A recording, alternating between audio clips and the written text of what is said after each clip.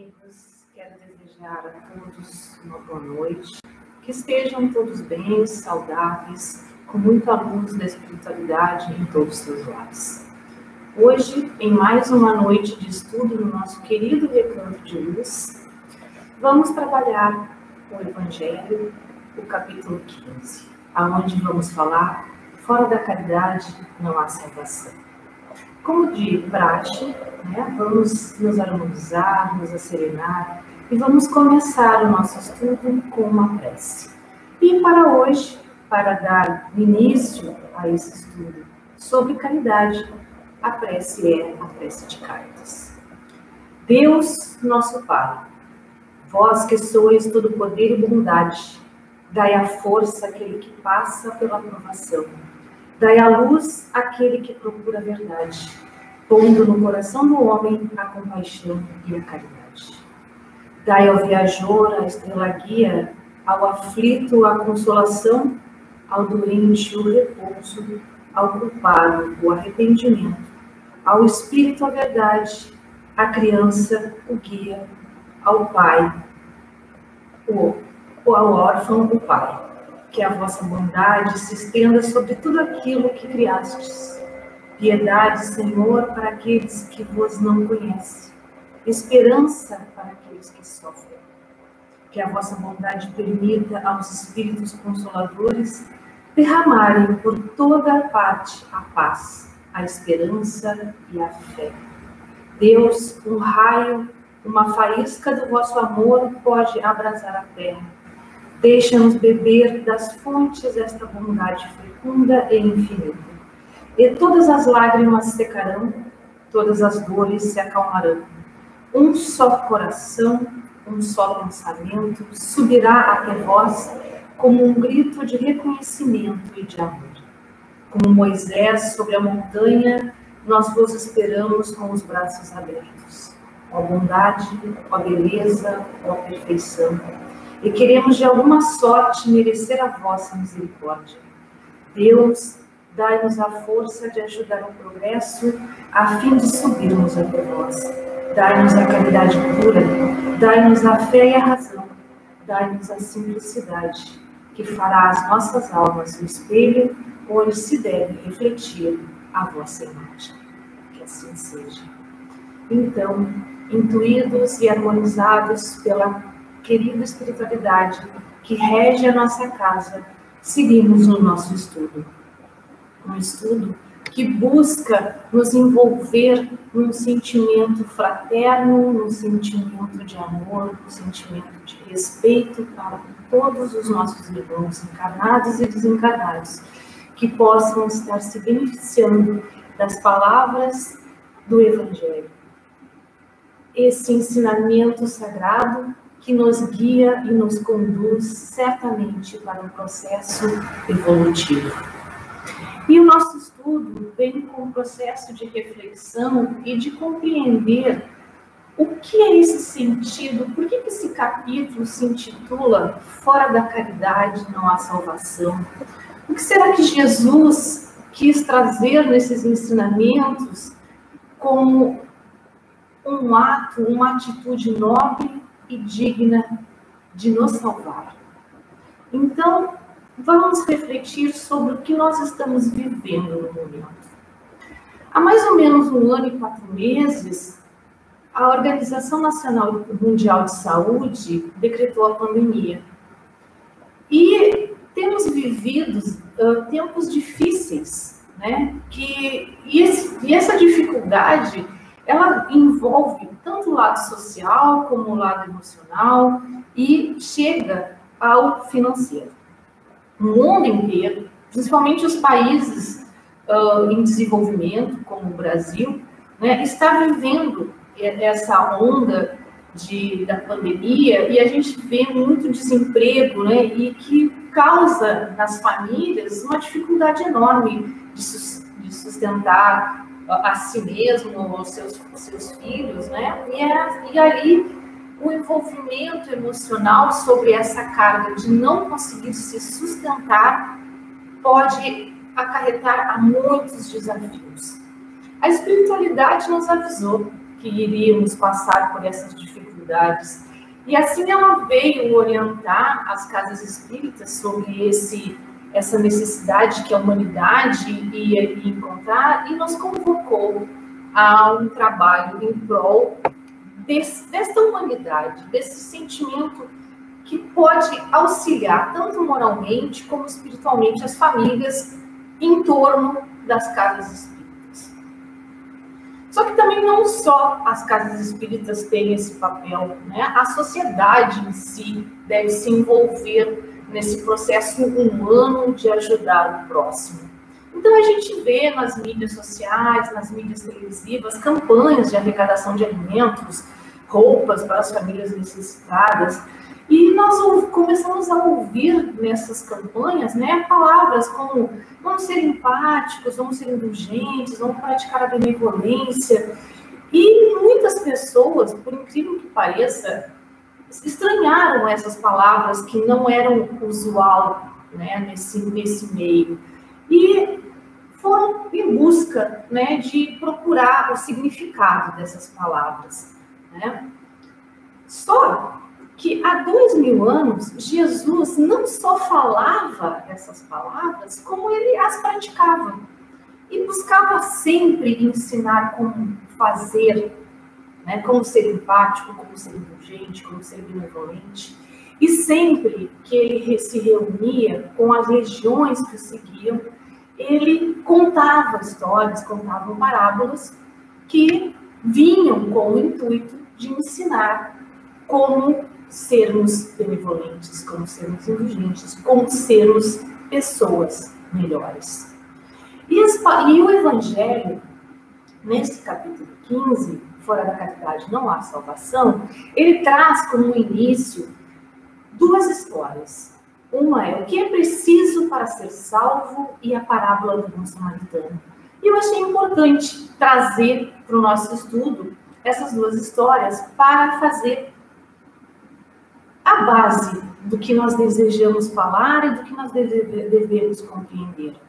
Então, a primeira história diz o seguinte: ora, quando o Filho do Homem vier em sua majestade, acompanhado de todos os anjos, sentar-se-á no trono da sua glória.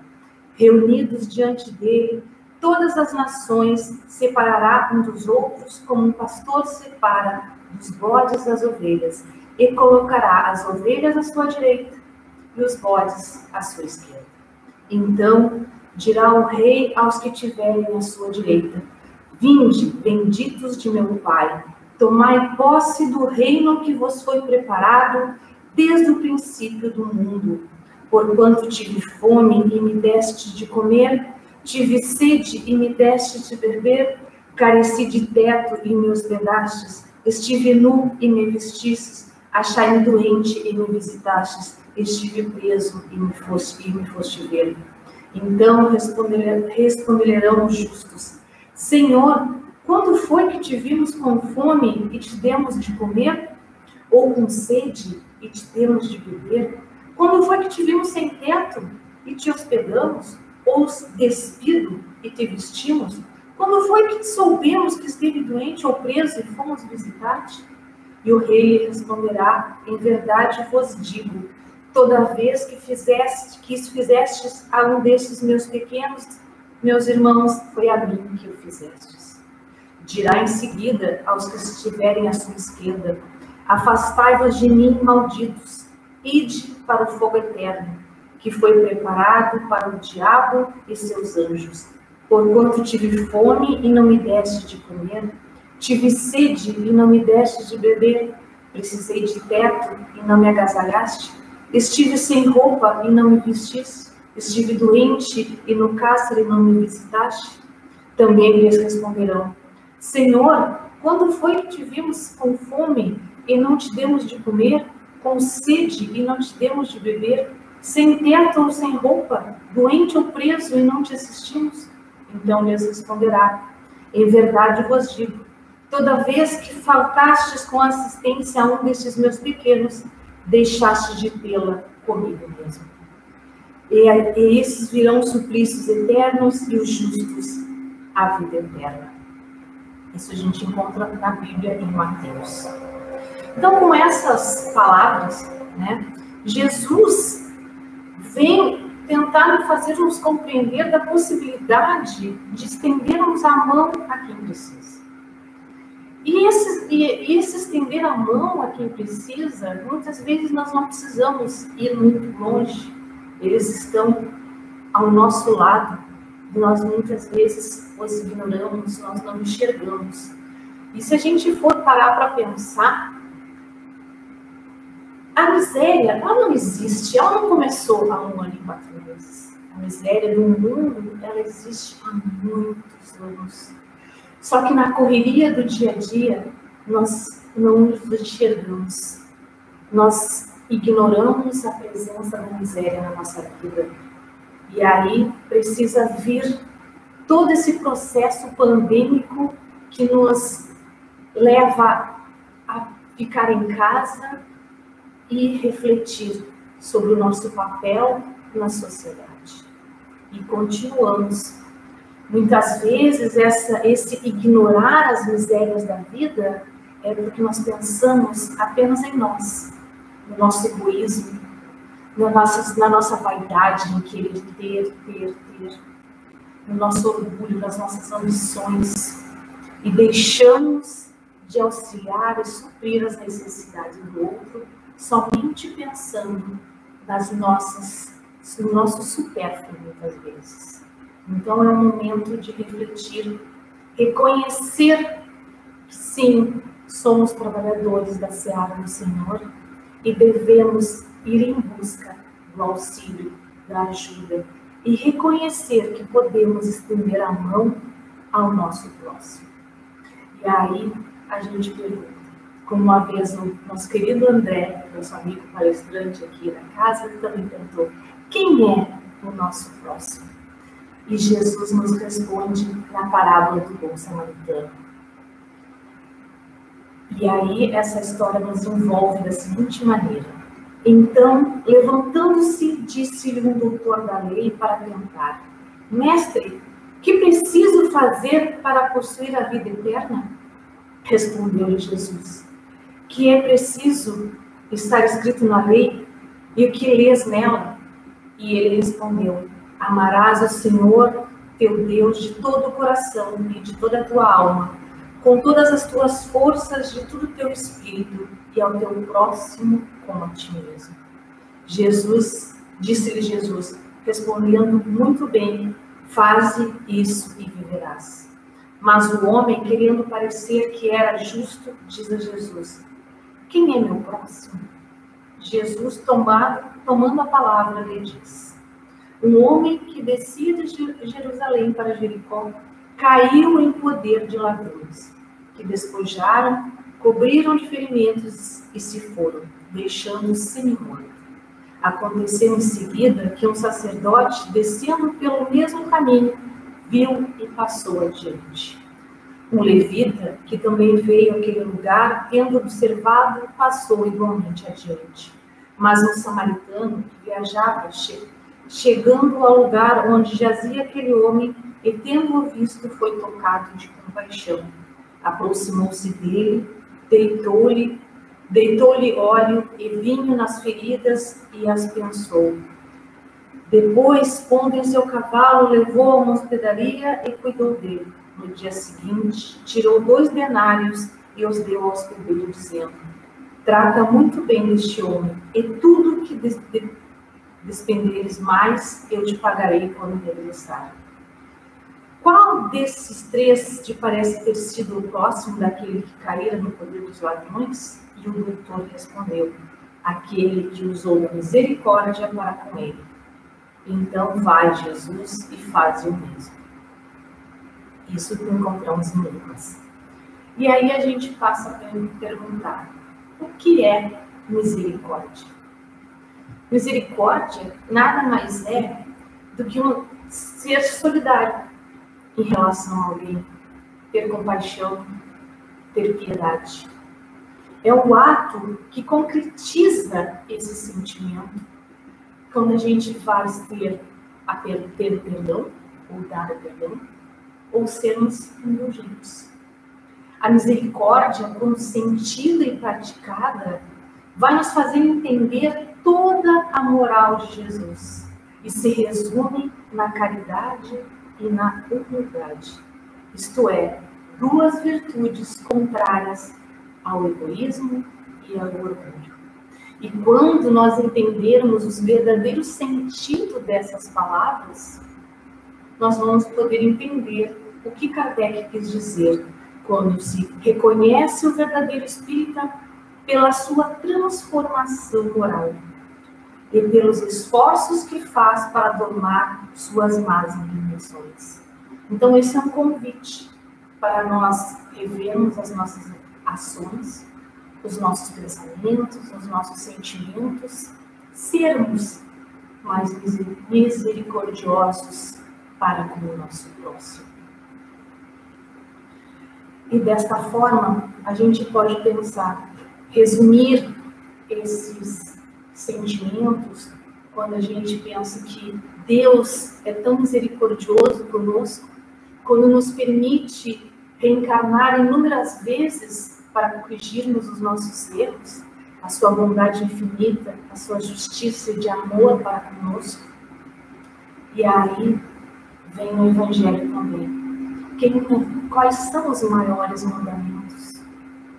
E Jesus resume: amarás o Deus de toda a tua alma e o teu próximo como a ti mesmo. Toda a lei e os profetas se acham contidos nesses dois mandamentos. É muita beleza para a gente refletir sobre. Então, dessa forma, nós vamos começar a compreender que a prática da caridade é uma ação que deve estar presente na nossa vida, no nosso dia a dia. Enxergar o nosso próximo e tratá-lo como nós gostaríamos que nós tratássemos. Essa é uma compreensão que devemos fazer, essa é uma reflexão que devemos fazer, esse é um convite que devemos nos fazer ao trabalho do bem. E na questão 886 do Livro dos Espíritos, Kardec pergunta: qual é o verdadeiro sentido da palavra caridade, como entendia Jesus? E os Espíritos respondem: benevolência para com todos, indulgência para as imperfeições dos outros e perdão das ofensas. E passamos a compreender o que é essa benevolência. Nada mais é que exprimir boa vontade, disposição de fazer o bem. E a indulgência é essa clemência pela misericórdia para com as imperfeições alheias. É compreendermos e não julgarmos os erros dos nossos irmãos. E o perdão é apenas desculpar de todas as ofensas que nos são aferidas muitas vezes, e também pensarmos que Deus nos perdoa sempre, porque quem somos nós para não perdoarmos os nossos irmãos? E quando nós passarmos a compreender essas palavras, e não só compreender, mas senti-las, porque enquanto a gente está no campo das ideias, é uma coisa. Quando ela vem para o sentido da emoção, ela começa a vir à tona, e essa relação da prática, da benevolência, da indulgência e do perdão, começa a nos parecer como um sentido muito íntimo da renovação, da maneira de rever quem somos. E assim começarmos a mudar as nossas atitudes e começar a apresentar os primeiros resquícios do verdadeiro espírito. E assim nós vamos entender que a caridade, ela não precisa somente ser a caridade prática, aquela caridade que dá a esmola. Existem muitas formas de se fazer a caridade. Existe a caridade por pensamento, quando nós oramos ou quando nós desejamos bem aos nossos irmãos, quando começamos a vibrar uma energia boa que emana e envolve aquelas pessoas que estamos mentalizando, ou com a palavra, porque a indulgência e a benevolência, elas podem ser feitas a partir da palavra, quando nós conseguimos encontrar alguém e dar as palavras boas. Porque mesmo que a gente reconheça que alguém esteja errado, por que apontar o dedo? Quem somos nós para julgar? Então, não precisamos de uma maneira grosseira ou de uma maneira que possa, muitas vezes, em vez de ajudar, prejudicar, usar palavras que sejam de consolo, de esperança, uma palavra afetuosa, que expresse amor, que expresse um sentimento benéfico para com todos. E muitas vezes, se nós não conseguimos expressar dessa forma, é mais fácil silenciarmos. Também é uma maneira de fazer caridade, porque nós não estaremos fazendo mal a alguém.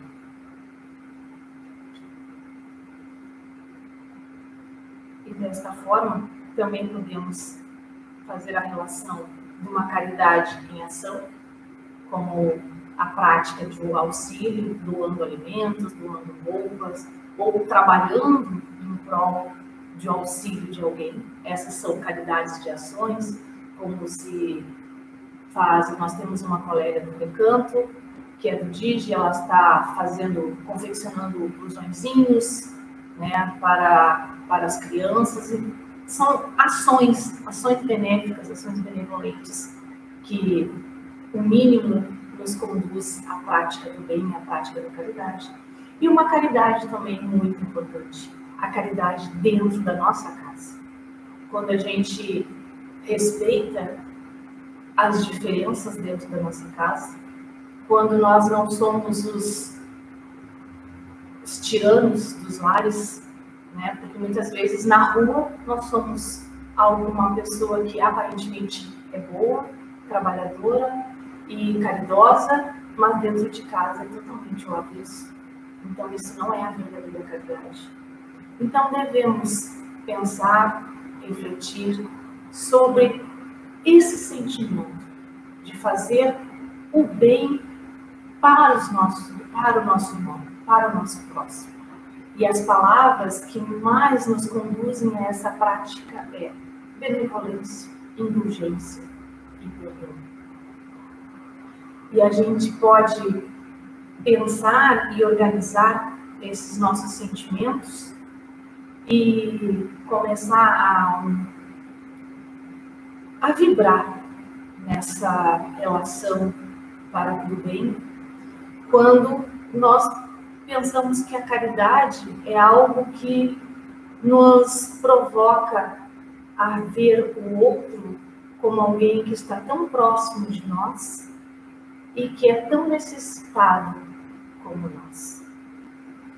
E um convite que nós fazemos sempre: a nossa casa, ela é um local onde podemos trabalhar esses sentimentos e fazer a caridade. Quando a gente faz a troca de trabalho, seja ele trabalho espiritual, quando os irmãos chegam até a nossa casa, no momento a casa é fechada, mas os trabalhos mesmo desta forma estão acontecendo, do auxílio espiritual, é uma forma de caridade pela palavra.